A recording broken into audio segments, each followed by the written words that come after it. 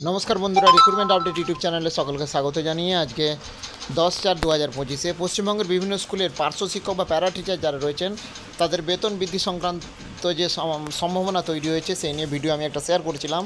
আজকে আরও কিছু আপডেট রয়েছে, আসুন এর সঙ্গে আপডেট দেখে নিই বিস্তারিত কী রয়েছে। পার্শ্ব শিক্ষকদের বেতন বাড়ানোর বিষয়টা একটা চিন্তা ভাবনা চলছে। সূত্রে খবর, বিকাশ ভবন তরফে অর্থ দপ্তরের কাছে এই মর্মে ফাইল পাঠানো হয়েছে। বর্তমানে পার্শ্ব শিক্ষকরা মাসে 13,000 টাকা করে বেতন পেয়ে থাকেন, তাই তা বাড়িয়ে দ্বিগুণ বা অনেকে বলছে তিনগুণও হয়ে যেতে পারে, সেটা অবশ্যই বিবেচনাধীন রয়েছে। মুখ্যমন্ত্রী চাকরিহারাদের পাশে থাকার আশ্বাস দিয়েছেন। সোমবার নেতাজি ইন্ডোর স্টেডিয়ামে বলেন তিনি যে বেঁচে থাকতে কোনো চাকরি যেতে দেবেন না। যদিও রাজ্য সরকার কীভাবে গোটা পরিস্থিতি সামলাবে তা নিয়ে অনেকেই মানে এখনও সামনে আসেনি সরকারের পরিকল্পনা। তবে সূত্রের খবর, এ নিয়ে ইতিমধ্যে ভাবনা চিন্তা শুরু করেছে রাজ্য সরকার এবং এদিকে পার্শ্ব শিক্ষকদের বেতন বাড়ানোর বিষয়টি চিন্তাভাবনা চলছে এবং সেক্ষেত্রে পার্শ্ব শিক্ষকদের বেতন বাড়ানোর পর যোগ্য চাকরিহারদের মধ্য থেকে আরও পার্শ্ব শিক্ষক নিয়োগ করতে পারে বলে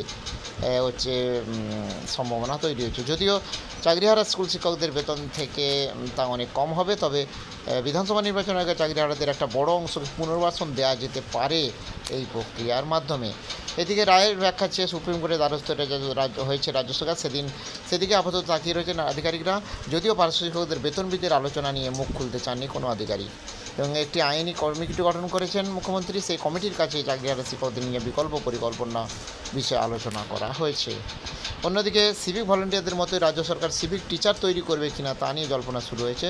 চাকরিহারাদের নিয়ে বেশ কিছু ভাবনা চিন্তা রয়েছে, সব দিক বিবেচনা করেই রাজ্য সরকার এগোতে চাইছে এবং মানবিক সব কিছু খতিয়ে দেখছেন শিক্ষামন্ত্রী বলেন। তো যাই হোক, দেখা যাক পার্শ্ব শিক্ষকদের বেতন বৃদ্ধি নিয়ে কী আপডেট আসে। এ সংক্রান্ত আরও আপডেটগুলো অবশ্যই আপনার সাথে শেয়ার করবো। সঙ্গে থাকবেন এবং চ্যানেলটা সাবস্ক্রাইব করে নেবেন। ধন্যবাদ।